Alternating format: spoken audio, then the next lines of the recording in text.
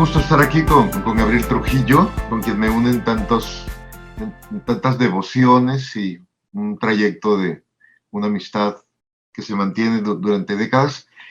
Y bueno, con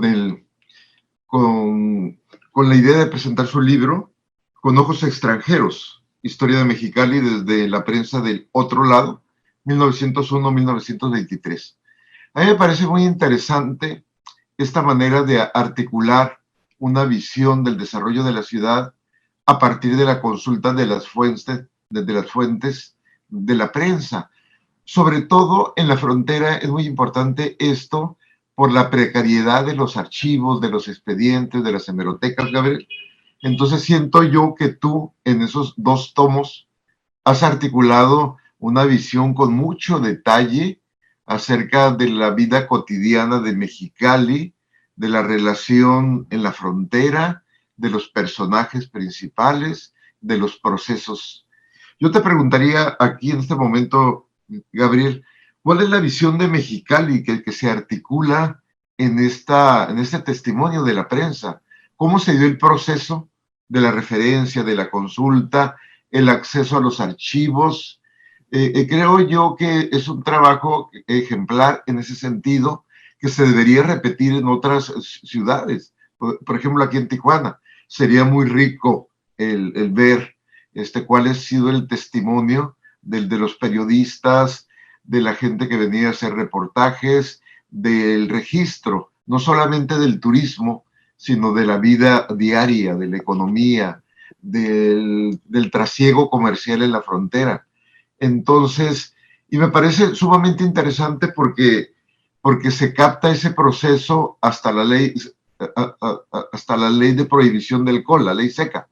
Entonces, Gabriel, ¿cómo ves ese panorama de escenas, de anécdotas, de personajes que tú registras en estos 2 volúmenes?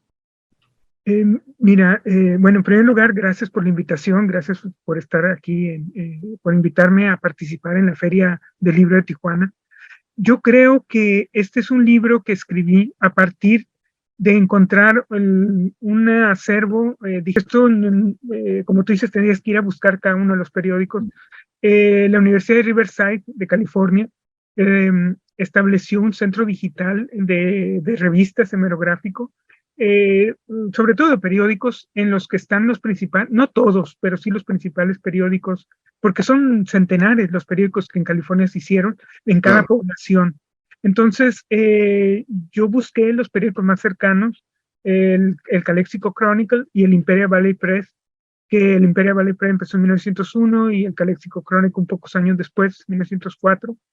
Y lo que quise es buscar lógicamente la ciudad que me interesaba en ese momento, que es Mexicali, y que a ellos les interesaba también porque era la vecina, ¿no? Era el Valle Imperial, eran periodistas del Valle Imperial, o sea, que estaban a un lado de nosotros, de Calexico o del Centro California o de Imperial, de la población imperial. Y lo que descubrí es que el material periodístico, porque al final de cuentas es una historia, una crónica histórica, pero no deja de ser sobre todo su base periodística. Entonces, en el periodismo descubrí un Mexicali cotidiano, un Mexicali de todos los días, un Mexicali de peripecias que se estaban dando y de casos sonados que la población tomaba para, así como en cualquier otra población, ¿no? Un asesinato, una boda, unos viajeros que llegan, un accidente, una nueva empresa que empieza a funcionar. Y cada una de estas cuestiones se me hicieron muy humanas, muy cotidianas, muy de convivencia básica, y también desde luego la visión desde el otro lado de los estadounidenses, que eran lógicamente los editores y los comentaristas y los reporteros. Y ¿qué Mexicali aparece aquí? Es muy interesante descubrir que estoy hablando de 1901 a 1923, es decir, cuando solamente estaba el terreno y estaban apenas los ingenieros estadounidenses deslindando los terrenos para los campos de cultivo, para la entrada del ferrocarril, para los canales de riego, etcétera, etcétera. Y yo creo que la primera década de 1901 a 1910, lo que más aparece es el problema de la inundación de los valles de Mexicali e Imperial, porque se desborda el río Colorado, ¿no? De 1911 a 1920, todos son problemas revolucionarios o políticos, ¿no? En la revolución de Flores Magonista es la llegada del coronel Cantú y el hacerse del poder de este coronel de todo el territorio. El crear un reino autónomo del resto de la nación mexicana. Y luego, de 1920, cuando él sale, llegan los sonorenses, llega la facción revolucionaria, llega la democracia, porque hay un impulso de partidos. De repente no tienen más que uno o dos que son el mismo, controlado por Cantú, y de repente tienen montones de partidos, cada uno estableciendo sus diversas ideas de qué debería ser el Distrito Norte. Y aquí ya empieza a aparecer lo que tú nombras. De la década de 1920 en adelante ya sale el coronel Cantú, llegan los sonorenses, llegan los sonorenses, llegan los revolucionarios, y ya es una época de mayor democracia y también de mayores enfrentamientos públicos entre partidarios de un partido o de otro. Pero el libro acaba en 1923 con la fundación, el establecimiento el 1 de julio de 1923 de la cervecería de Mexicali. Entonces estamos hablando de que esta década de 1910 a 1920 está conformada lógicamente por el gobierno del coronel Cantú, pero también en la década de 1910 a 1920 es la década del coronel Cantú, pero en términos de convivencia social, es la época de los grandes cultivos del algodón, la llegada de chinos, japoneses, hindúes, estadounidenses, afroamericanos, mexicanos a cultivar el Valle Mexicali por el monopolio de la Colorado Riverland Company. Se habla de rancheros mexicanos, pero son en realidad rancheros estadounidenses, los dueños que subarrendan a la Colorado y que establecen sus campos de cultivo en el Valle Mexicali. Entonces, es una época de auge económico, llegan bancos, llegan comercios, Mexicali empieza a crecer en gran medida por ello, y luego llegamos a la década de 1920-23, en la cual está la ley seca, el turismo extranjero, los grandes lugares de placer, se puede decir, casinos, cantinas, burdeles, hoteles, etcétera, etcétera. Y culmina cuando se establece la cervecería Mexicali el 1 de julio de 1923, que es una gran fiesta binacional donde millares de estadounidenses vienen corriendo a festejar esta nueva cerveza que no existía antes, cosa curiosa, que es una botella de cerveza muy barata, Claro. que antes era el licor, los finos licores que costaban mucho y que se necesitaba mucho dinero para ellos. Y entonces viene el americano medio, el americano de clase medio pobre, que puede darse el lujo de tomar varias cervezas porque salen muy baratas. Y esto es una revolución comercial y publicitaria enorme que llega a todo el resto de Estados Unidos y que instituye a Mexicali como la capital de la cerveza. Entonces ahí concluye el libro en términos de cobertura periodística. Sí, aquí Gabriel lo que te preguntaría es si de parte de la prensa extranjera se articula una visión de Mexicali siguiendo el canon de lo que hemos platicado desde la leyenda negra sobre ciudades de la frontera. ¿Hay un discurso, hay una narrativa en ese sentido? Mira, hay que señalar dos cuestiones importantes de la cobertura periodística. Uno son las notas periodísticas de qué, quién, cómo, cuándo, dónde y ya. Y en este sentido se cubren aspectos de todo tipo. Se cubren ceremonias cívicas, graduaciones escolares, fiestas colectivas, desfiles de independencia o del 5 de mayo, lo que tú quieras, pero en los columnistas, es decir, en el editorial de estos dos periódicos, el Imperial Valley y el Caléxico, hay una visión crítica o una visión señalando la leyenda negra. Y en ese sentido, es una leyenda negra que aparece mucho antes de la que aparece en el resto de Estados Unidos.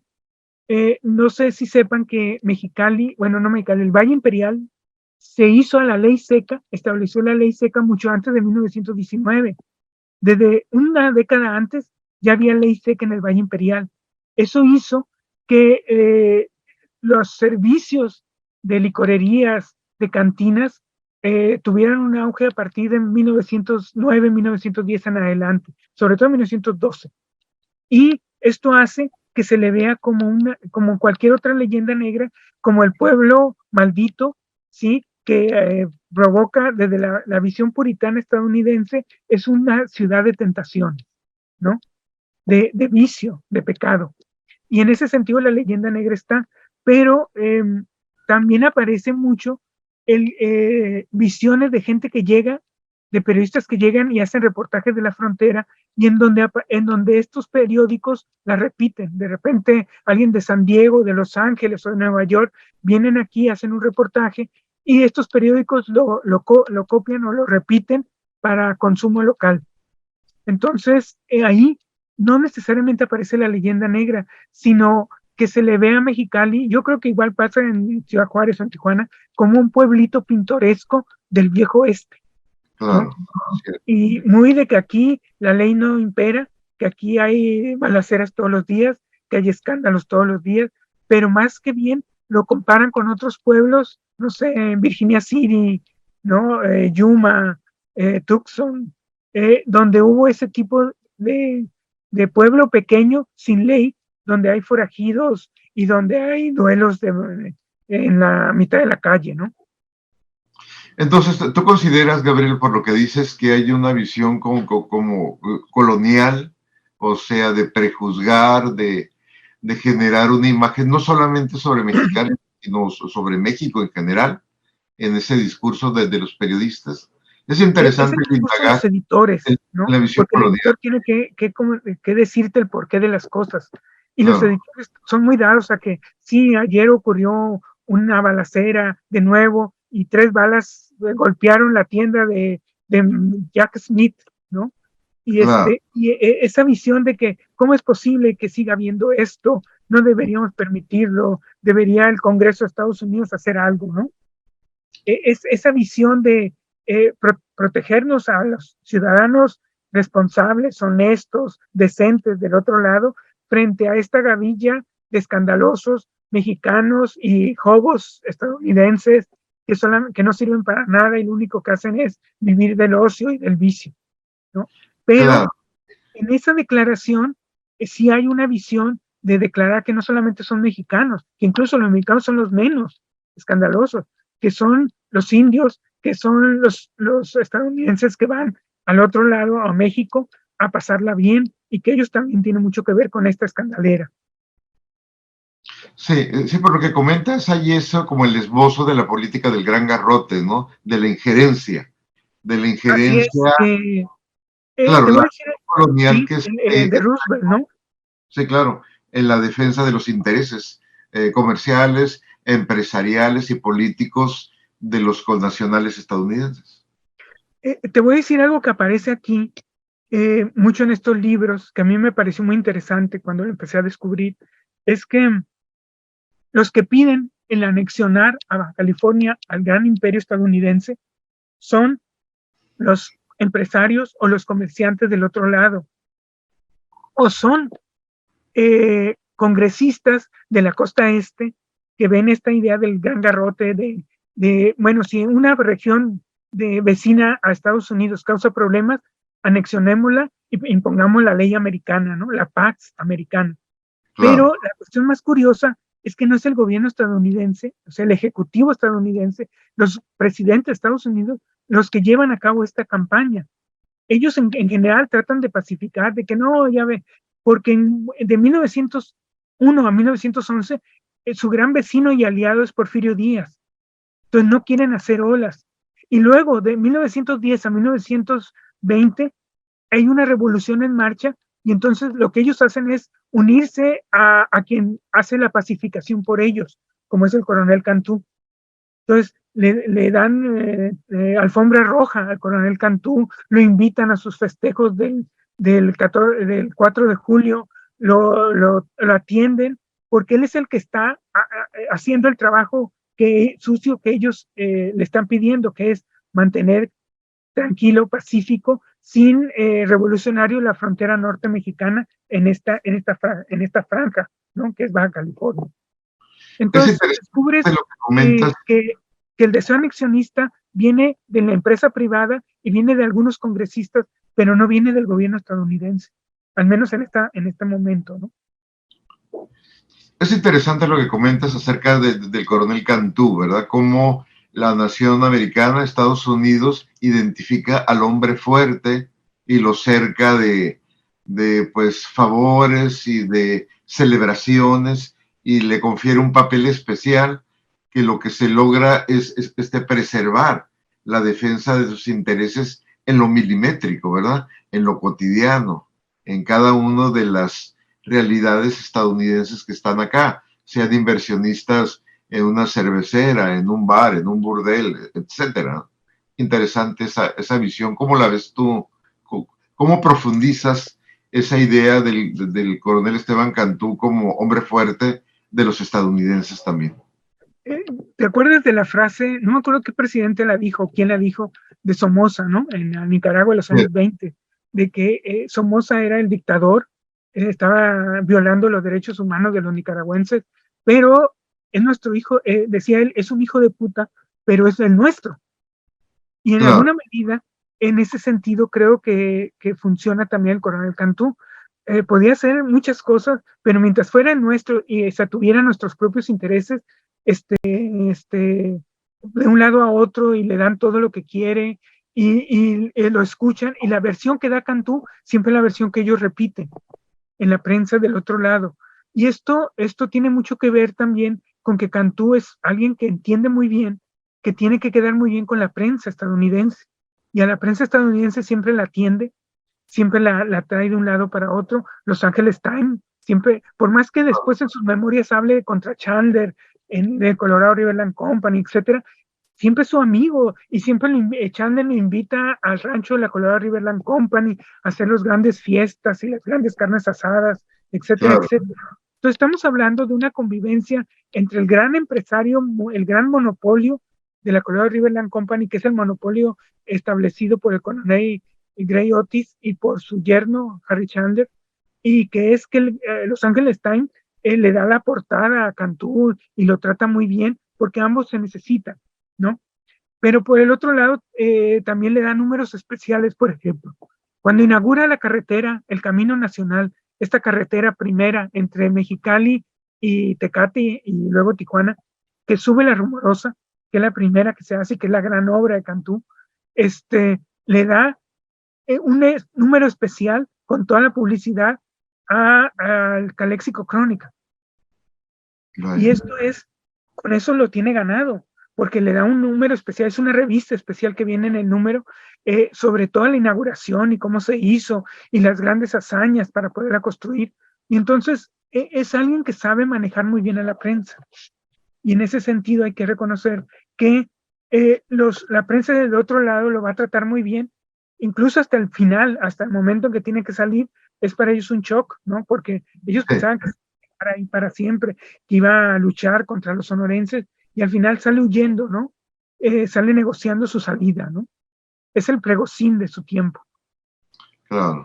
Sí, Gabriel, por la cronología que manejas, me interesa en especial la cobertura del proceso revolucionario magonista. ¿Cómo se da? ¿Hay un discurso uniforme o hay una diversidad de puntos de vista? ¿Hay una visión cuestionadora? ¿Cuál es el registro que tú ves en la revisión de este Yo periodo? veo que, te lo digo como periodista, el Sí, periodista le encanta el conflicto, porque entonces, y además le toca estar en la primera fila. Entonces, claro. cuando aparece la Revolución Flores Magonista en enero de 1911, todos esos 6 meses que dura en Mexicali, eh, es, el momento es porque ellos están sacando reportajes que empiezan a tener repercusión a nivel nacional e internacional. Lo que ellos escriben sobre la revolución llega a todas partes del mundo. Entonces, a Claro. ellos les interesa mucho tener acceso a los revolucionarios y no que les cierren las puertas o no los dejen entrar o los consideren personas no gratas.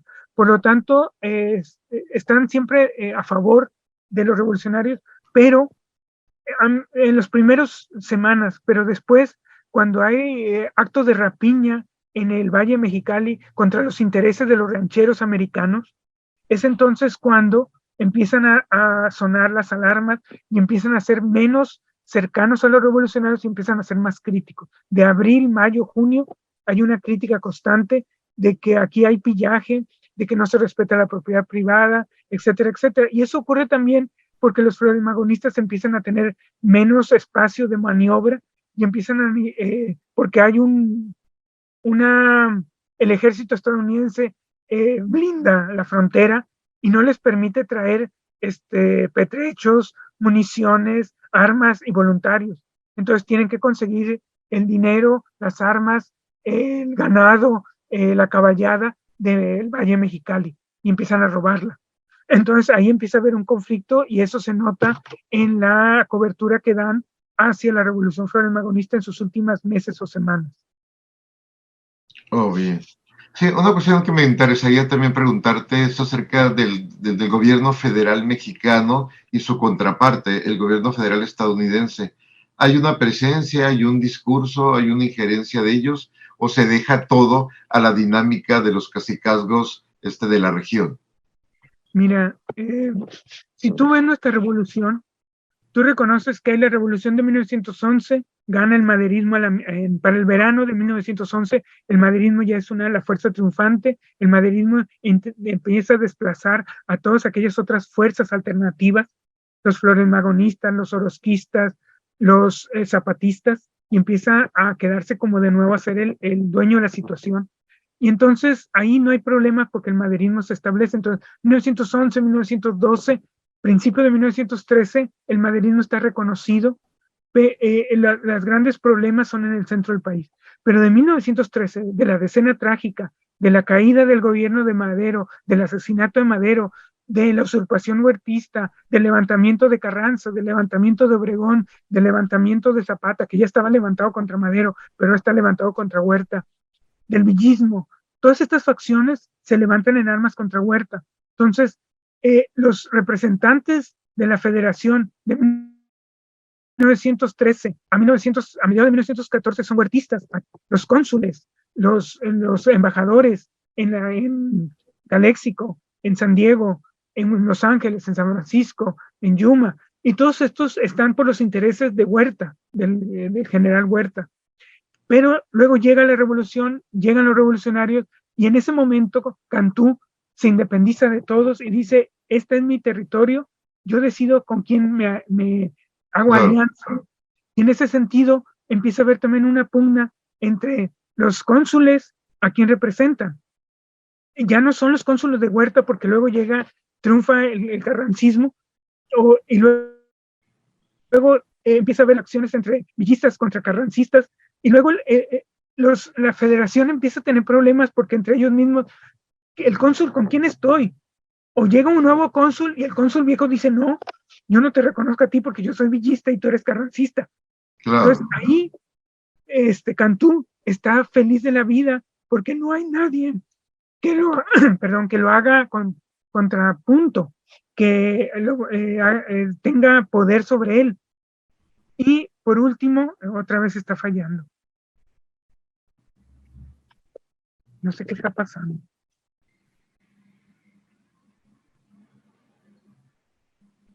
Me voy a esperar hasta que esto termine, si es que termina.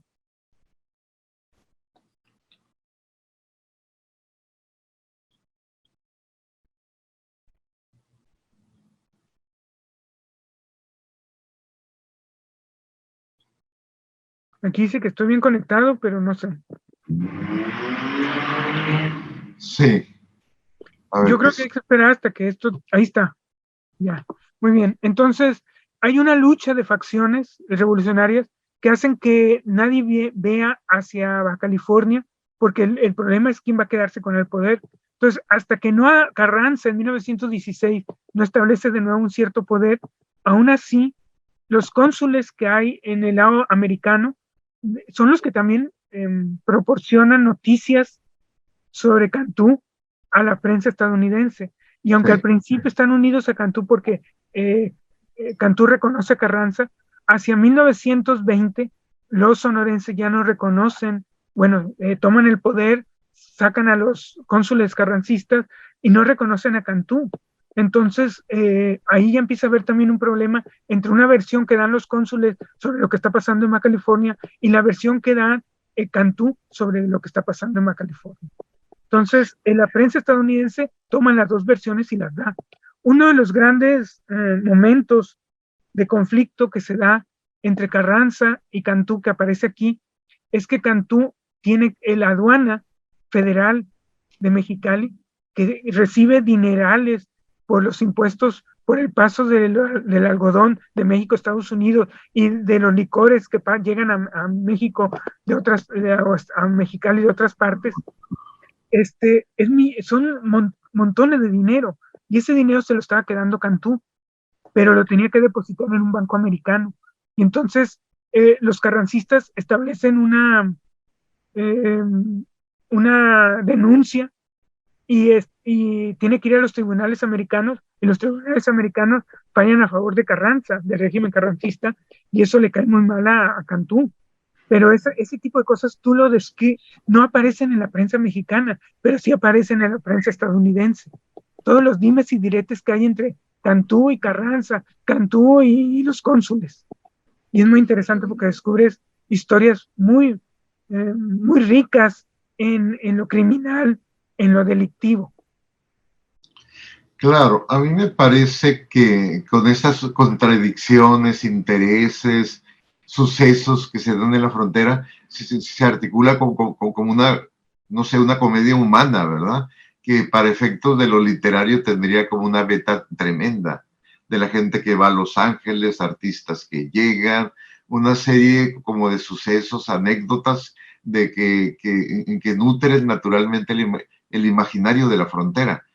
¿Cómo ves tú, Gabriel, esta aportación que tú haces complementa la visión que se tenía del Mexicali de ese tiempo? O sea, ¿cómo se articula en el discurso histórico de la academia, por ejemplo? Porque yo creo que son testimonios de gran valor, por ejemplo, lo que tú comentabas de las fricciones entre los caciques o entre los políticos. O sea, ¿cómo se articula esto con la historia que ya conocemos o que la academia está forjando? Mira, yo creo que cuando digo la academia, cuando tú dices la academia, estamos pensando en instituciones, en asociaciones, en todo ese sector, pero también hay que hablar de los cronistas, que son un sector un poco independiente, que ellos lo hacen, los cronistas de cada ciudad, que son sobre todo cronistas de los hechos y que Sucesos, no vienen a hacer crítica anécdotas, de la historia política. Es decir, para ellos es, Cantú dijo esto y esta es la verdad, ¿no? Histórica. Fulanito dijo esto y esta es la verdad histórica. Y ahí sí creo que esta historia, este libro en 2 tomos, está estableciendo una nueva historia a partir del lugar comunitario, del espacio comunitario, donde hay muchas voces por oír y que esas voces hay que escucharlas para balancear nuestra visión de cómo fue nuestro pasado. Y en ese sentido quiero decir que yo hice este libro en gran medida para tratar de mostrar que faltan de ver, de oír, de escuchar las voces de comerciantes, de forajidos, de prostitutas, de comerciantes, de viajeros, de turistas y de los propios periodistas sobre lo que es una ciudad de frontera como es Mexicali. Y tienes razón cuando dices que falta en otras ciudades. Yo diría que Tijuana, no sé si ahorita Gabriel Rivera o tú, deberían estar buscando el hispanoamericano y empezar a verlo, porque lamentablemente el hispanoamericano no aparece en este catálogo de la Universidad de Riverside, pero sí se debería buscar el hispanoamericano porque yo creo que ahí está la historia de Tijuana cotidiana y que ahí se puede ver. Entonces, a mí me interesaba mucho contar esta historia, pero también descubrir qué tantas cosas que decimos, esta es la fecha exacta de tal cosa y resulta que no es. Te pongo 2 ejemplos. Uno es Mexicali Rose, que ahorita en Mexicali los historiadores y los cronistas están festejando, y yo festejaba, y en todos mis libros pongo que en 1923 se creó Mexicali Rose de Jack Tenney, que es la gran canción que se hizo mundialmente famosa, que es un foxtrot, que cantaron, que siguen cantando centenares de cantantes famosos, desde Gene Autry hasta Bing Crosby, pero que descubrí periodísticamente que se escribió en 1922 y se estrenó hacia octubre de 1922. Entonces, estamos hablando de una... contribución puntual, ¿verdad? Lo que se sabía. Y que luego hay otra historia dentro de esta canción que es una señora ya grande. Jack Tenney la contaba cuando ya era senador, de los Estados Unidos, por California. Él contaba que una señora ya grande se sentaba en una mesa a oírlos tocar en su orquesta en Mexicali y que se ponía a llorar y que por eso escribió esta canción de que no llores más, Rosa de Mexicali, etcétera, etcétera. Pero la historia que cuenta los periodistas que vivieron esa escena, que conocían a Jack Tenney, que conocían a Rosa, es que Rosa era una, como Bonnie y Clyde, ¿no? Es decir, era una contrabandista de licor que usaba auto y atravesaba la frontera y que la atraparon varias veces. Entonces, estamos hablando de una historia mucho más jugosa, más pícara, se puede decir. Claro. Bien, sí. Lo que te quiero preguntar, Gabriel, es en estos reportes de los periodistas, ¿tú notas alguna personalidad en el caso de los periodistas? No sé, un Joe Reed, un Kenneth Turner, alguien que te llame la atención por la profundidad o la variedad de su registro, por su calidad. Mira, yo creo que los editores que tuvieron, Todd, por ejemplo, durante la época de la Revolución Florel-Magonista, Todd fue alguien que inmediatamente pasó la línea internacional y empezó a entrevistar a los revolucionarios, porque eran el elemento periodístico que necesitaba entrevistar. ¿Por qué están ustedes aquí? ¿Por qué tomaron Mexicali? ¿Cuáles Claro. son sus causas? ¿Qué les interesa en Mexicali? Punto. Todd fue, yo creo que uno de los periodistas que mejor lo hizo, pero también está John Kenneth Turner, que vino con Todd y que era el autor, en ese momento era el bestseller con México Bárbaro en los Estados Unidos, y que vino como agente del Partido Liberal Mexicano a ver cómo estaba la situación, a hacer un gran reportaje, a descubrir cómo estaba la Revolución Florel-Magonista, y que era además seguido por agentes secretos de los Estados Unidos para ver qué estaba haciendo, porque se le Claro. consideraba un agente que estaba con intereses extranjeros, un americano que estaba trabajando para los mexicanos, ¿no? Para los revolucionarios mexicanos. Entonces, ese puede ser otro. Pero yo digo también que hay muchos editores que dijeron cosas interesantísimas sobre México y sobre Mexicali, que nadie más lo estaba diciendo, porque eran testigos de cargo, se puede decir, del Mexicali como iba surgiendo. Ah, mira, aquí está este pueblito roñoso. Ah, aquí está este campamento que apenas está lleno de indios y unos cuantos mexicanos que son los aduaneros. Y y está este Mexicali que ya se está llenando de comercios. Ah, y está este Mexicali que ya tiene un barrio chino, ¿no? Ah, y está este Mexicali donde está ya el coronel Cantú y ya este señor ya tiene la escuela, fundó una escuela, pues en realidad esa escuela son sus oficinas públicas. Y todo el segundo piso son oficinas públicas y ahí están los poderes del Estado, ¿no? Está este Mexicali donde ya tiene una cervecería, ya hay fábricas, ya hay comercios, ya hay bancos, ya hay logias masónicas chinas, ya hay toda una serie de eventos que ya son internacionales o al menos binacionales, que todo el mundo está hablando de ellos. Entonces estamos hablando de una ciudad que va creciendo a pasos agigantados, de una ciudad que está creando, que ya empieza a tener una identidad propia, y es una ciudad que cada vez necesita menos, no a los estadounidenses, pero sí que se está haciendo a sí misma, donde ya empieza a haber un conglomerado mexicano también importante, donde empieza a haber toda una serie de factores sociales que hacen ver que está creciendo y que está madurando y que está convirtiéndose en una ciudad que, ojo, y aquí vuelvo a la leyenda negra que tú hablabas, Leobardo. Yo Sí. no soy Tijuana, pero en Mexicali la leyenda negra tenía un peso, pero también tenía un peso el trabajo, porque había muchos ranchos, había mucho trabajo por hacer, había que desmontar muchas tierras, había que cultivar muchas tierras, había que hacer la cosecha en muchas tierras. Entonces, es muy interesante ver que Mexicali de pronto es una ciudad medio fantasma en ciertas épocas, porque todos los trabajadores chinos, mexicanos y estadounidenses se iban al valle, al cultivo o a la cosecha y no volvían en 2, 3 semanas y luego regresaban a llenarse de cerveza y al júbilo, la fiesta, y luego volvían a salir para otro cultivo que había que cosechar, porque era la época de la vendimia. O era la época en que tenías que agarrar las pacas de algodón y subirlas a los vagones y trasladarlas a los Estados Unidos. Entonces, era una ciudad de trabajo a destajo y luego de placer a destajo. Pero no había solamente placer, no había solamente aceptar el turismo, sino había trabajo y mucho, y por millares de trabajadores. Entonces, estamos hablando de una ciudad trabajadora, pero también desmadrosa. Yo creo que, no sé si ven la parte de atrás del libro, del tomo 1, donde viene una fotografía del interior de uno de estos clubs, donde aparecían coristas bailando y cantando, y dice, esto es una frase, son frases tomadas de los periódicos de la época. Bienvenidos a la ciudad donde siempre hay trabajo, sorpresas y diversión.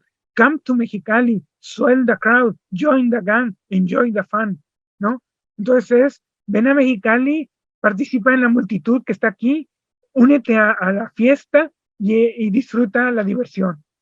Entonces estamos hablando de que eso era también Mexicali. Claro. Fíjate, Gabriel, aquí, bueno, por la propia naturaleza del registro, que es periodístico, hay, y se percibe en las páginas, como un río de historias, incendios, inauguraciones, contradicciones consulares, personajes que suceden. Tú como compilador, ¿cuáles son las que rescatarías, las que te llaman la atención de todas esas historias que hay en los dos volúmenes? Hay no recuerdo el nombre, creo que se llama Bob Wilson, puedo estar equivocado ahorita, pero este personaje es un personaje que aparece desde el principio, desde 1901 ya se habla de él, y es un americano que pone licorerías o en su campaña, o vende cosas prohibidas, ¿no? Claro. Y que se pasa contrabandeando de un lado a otro, contrabandeando en el sentido de que todos lo hacen, ¿no? Sea legal o ilegal el producto que lleves contrabando, sea chinos que lleves a Estados Unidos, o sea licores que lleves a México, pero no pagues impuestos, es contrabando. Entonces, este personaje es bien interesante porque cada rato lo detienen, pero como es de pecata minuta, es un contrabando hormiga, lo tienen que dejar ir. Entonces, es un personaje muy interesante que llega hasta la segunda o tercera década del siglo. Y otra cosa es que también tiene anécdotas muy curiosas. Hay una anécdota en que este personaje Bob va hasta Ensenada, donde están los poderes todavía, antes de que Mexicali sea la capital, y consigue, creo que con el coronel Celso Vega, que le den un permiso para licores. Entonces, consigue el permiso, viene a Mexicali, pone el negocio como siempre, todos los policías lo conocían ya, todas las autoridades, entonces pone el negocio de licorería, no pide permiso a nadie, como de costumbre. La costumbre era, vos ponía un negocio, lo dejaban trabajar una semana, un mes, llegaba la autoridad, le clausuraba, le cobraban la mordida y lo dejaban volver al negocio, ¿no? Muy al tipo de entonces y de ahora. Pero esa vez, vos pones su negocio, a la semana llega la policía a clausurarlo y saca el permiso y no lo pueden clausurar ni le pueden cobrar mordida. Y esto hace que Bob se ría de ellos y siga con su negocio. Y esa es la noticia. Bob siguió con su negocio. Claro. Una cuestión llamativa sería la cuestión de la inmigración china, hindú, etcétera. ¿Cuál es la reacción de la prensa ante esa presencia de los chinos, de los hindúes, de los migrantes que llegan al trabajo y el trabajo en el turismo también? Mira, Eduardo, los chinos son vistos, igual que los mexicanos, igual que cualquier otro extranjero que llega al Valle Mexicali a trabajar, como gente que viene a trabajar para los empresarios estadounidenses. Eso significa que vienen a trabajar en sus campos de cultivo o en sus monopolios como el Colorado Riverland Company, vienen a trabajar en sus comercios porque gran parte de las licorerías, como vimos con Bob, son licorerías cuyos dueños son estadounidenses. O vienen a trabajar en las fábricas, una de las primeras fábricas son las de hacer pacas de algodón, ¿no? Estas industrias, hacer aceites y todo eso. Entonces, toda la industria, casi todos los comercios y casi todos los dueños del Valle Mexicali son estadounidenses. Entonces, cuando llegan a ayudar a estas empresas, son bienvenidos, se les aplaude. Llegan más chinos para trabajar en el Valle Mexicali, llegan más japoneses para esto, llegan más hindúes, llegan afroamericanos porque los traen pensando que como ellos han cultivado el algodón en Missouri y en Mississippi y en Nueva Orleans, van a funcionar muy bien en el Valle Mexicali, y resulta que no, porque el calor los mata casi, no es el calor húmedo que ellos conocían, sino es el calor seco del Valle Mexicali. Ese tipo de anécdotas son interesantes. Entonces, son muy bienvenidos, pero a la vez empieza a haber una visión racista de los chinos.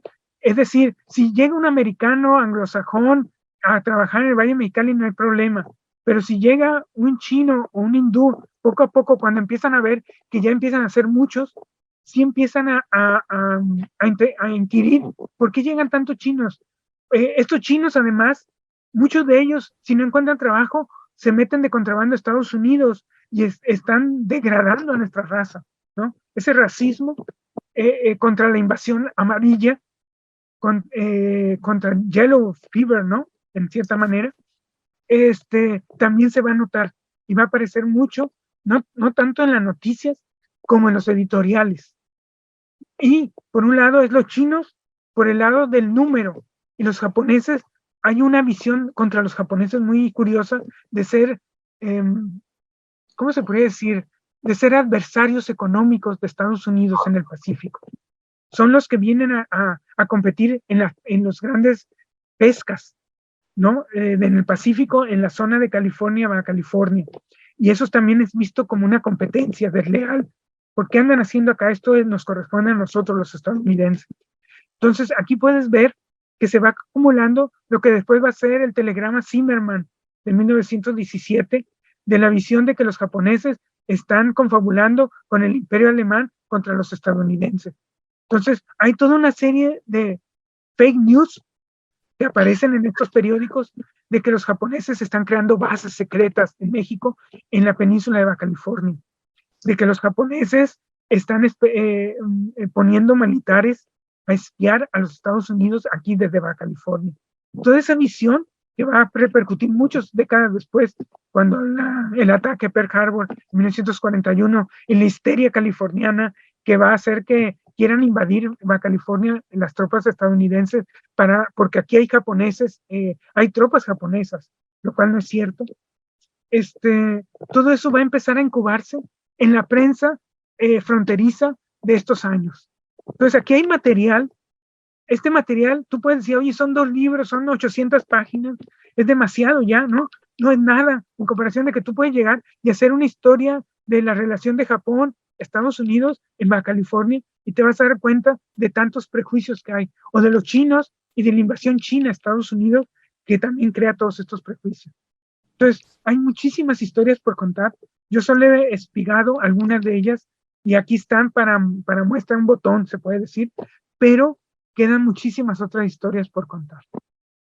Bien, Gabriel, a mí me interesa ver cómo ves tú este registro tan pormenorizado y tan importante en la visión general de tus indagaciones sobre Mexicali, que lo has hecho desde la historia de la cultura, de la semblanza de personajes, de los desastres naturales, o sea, tienes una visión muy completa acerca del desarrollo de la ciudad. ¿Cómo ves esta contribución, vaya, al gran río de tu interpretación sobre la historia de Mexicali?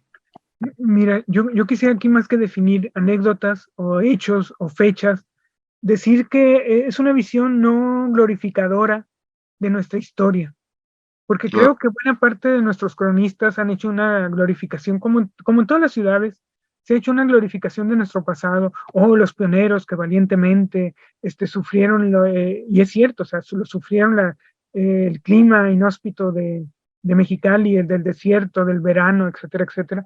Pero también hay una visión de que nada más ver la obra pública de nuestros políticos, como en Cantú, o de solamente ver la versión optimista del progreso. Y aquí hay una visión crítica también de ese progreso, de lo que costó ese progreso, de los sacrificios, de las muertes, de ese progreso que está aquí. Y por el otro lado, también ver que no se habla de la gente común y corriente en nuestra historia, ¿no? Y aquí aparecen muchas voces, porque estos periodistas entrevistaron a la gente en su momento, y esta gente dijo muchas cosas, y esta Claro. gente tiene muchas anécdotas que contar, Y te pongo una anécdota mínima que casi ninguno nos fijamos en ella. En un momento dado se está hablando de una alemana que está enferma, creo que de tuberculosis, que es otra cuestión que se me olvidó decir, que ahorita pongo, y está siendo cuidada por la comunidad china, porque esta alemana ya no puede regresar a Estados Unidos porque Estados Unidos está en guerra con Alemania en la Primera Guerra Mundial, y cómo estos chinos la cuidan. Entonces, es una entrevista a una americana de origen alemán que ahora vive exiliada en Mexicali, que está enferma, pero que además ni un mexicano ni un estadounidense la cuida, la están cuidando los chinos. Y la otra es que ahora acabamos de salir de una pandemia, y aquí se cuenta la pandemia de la influenza española entre Mexicali y el Valle Imperial, y lo que ocurrió en 1918, 1919, 1920 es casi idéntico a lo que ocurrió con nosotros un siglo después. Entonces, a mí me parece impresionante descubrir que empieza a ocurrir la influenza, se empiezan a morir políticos, gente conocida, pero nadie hace 1 más 1 es 2, sino, sí, le dio una gripita y luego se hizo neumonía y se murió, ¿no? Y luego empieza a haber el pánico y empieza a decir, hay que cerrar la frontera o ¿qué tenemos que hacer? Y todas esas preguntas que hay son nuestras preguntas que nos hicimos. Entonces, no aprendimos nada del pasado porque no conocemos el pasado. Y eso es otra lección para mí importante de este libro, es no sabemos cómo actuamos antes como tijuanenses o mexicalenses o lo que tú quieras, porque no hemos leído nuestro pasado cotidiano. Hemos leído lo que hizo el gran coronel Cantú, y el coronel Cantú es la lección de un poder omnímodo, de un poder omnipresente, pero no leímos la lección de los mexicalenses viviendo, padeciendo todos los percances, todas las vicisitudes, todas las enfermedades, todas las opresiones que tuvieron que vivir. Y gracias a que estos periodistas estadounidenses vivían del otro lado, que no podían ser censurados por nadie de este lado mexicano, californiano, mexicalense, es que pudieron decir muchas cosas que no se atrevieron a decir, en primer lugar porque no había periodistas mexicalenses hasta 1914, 15, y porque cuando los hubo, todos eran periódicos fundados por el coronel Cantú, que era el socio, por ejemplo, de La Vanguardia. Él lo fundó con su dinero, o con el dinero del gobierno puesto a contribuir para hacer esto. Y es muy interesante ver que cuando los periodistas estadounidenses ven La Vanguardia, no dicen, este es un gran periódico, dicen, es una revista literaria pagada por el coronel Cantú. Porque no lo ven como un periódico, no está diciendo noticias, no está informando, está sacando lo que le gusta a Héctor González o a Ignacio Roel, a sus amigos de Monterrey, de literatura y cuentos y eso. Eso no es periodismo, eso es literatura. Y cuando hablan de información, son reportes de prensa del gobierno del Distrito Norte. Entonces es muy interesante ver cómo nos ven del otro lado, con sus prejuicios, ¿no? A cada rato sale esa idea de que, ¿por qué no anexionamos Baja California? Porque algún representante de la Cámara de Comercio de Caléxico dice, ¿por qué tenemos que esperar el agua que venga de México a regarnos? Mejor lo controlamos para no tener dificultades. Entonces, ¿cuánto vale el Valle de Mexicali? Y lo compramos, ¿no? Estas visiones prejuiciosas para nuestro ver, pero el resto, perdón, son visiones muy interesantes sobre cómo nos ven desde Estados Unidos. No un estadounidense viajero que llega un día y toma notas y se va, sino alguien que vive todos los días y convive, que todos los días pasa a Mexicali, que todos los días, que también se puede tomar una buena cerveza y que escucha los chismes, los rumores, lo que está pasando alrededor de Mexicali. Y es bien interesante porque muchas de estas notas cuentan historias. No, parece que hay una asonada militar o que hay los rebeldes revolucionarios se están juntando para derrocar al coronel Cantú, y resulta que no es cierto, pero es lo que se oye, y eso es lo interesante. Hay también una historia de las mentalidades, de nuestros miedos, de las esperanzas que cada quien tiene en ese momento, y eso me fascina, y creo que puede fascinar a cualquier lector, sea mexicalense o no, y puede fascinar también de que esta es una vía que nos falta por explorar, no es la vía del historiador de historia oral que va a entrevistar, porque ya no puedes entrevistar a todos ellos, ya murieron hace 50, 60 años, y eso es lo extraordinario también, que descubres que muchos de los pioneros que ahorita se nombran pioneros, aquel que llegó en 1905, 1910, no es nada comparado con los que llegaron desde el siglo XIX y que murieron en 1914, 15, 20 y que le sacaron su obituario su nota necrológica. Y esto es interesante, porque los periódicos mexicanos no son muy habituados a los obituarios, No, a no hay menos que sea un presidente, un gobernador, una figura de la escena, ¿no? Del entretenimiento. Pero aquí encuentras que sí hay obituarios muy al estilo estadounidense de los fundadores de Mexicali, y descubres gente que no sabías que habían sido los fundadores, como esta persona Ceseña o etcétera. Y sí, entonces descubres que para ellos, en 1915, 1920, un fundador es alguien que llegó en 1890, 1895, 1900 al Valle de Mexicali. Entonces descubres que Mexicali oficialmente nació en 1903, pero realmente nació 10, 15 años antes. Y eso falta por contarse. Y hasta ahí llego. Como ves, me interesa mucho y es una historia que apenas empieza a esbozarse.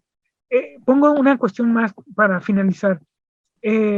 Junto con este libro que publica en 2 tomos la editorial Ixa de Tijuana, a quien agradezco muchísimo a Raúl Pérez Rojas, que ha sido una persona, un editor extraordinario.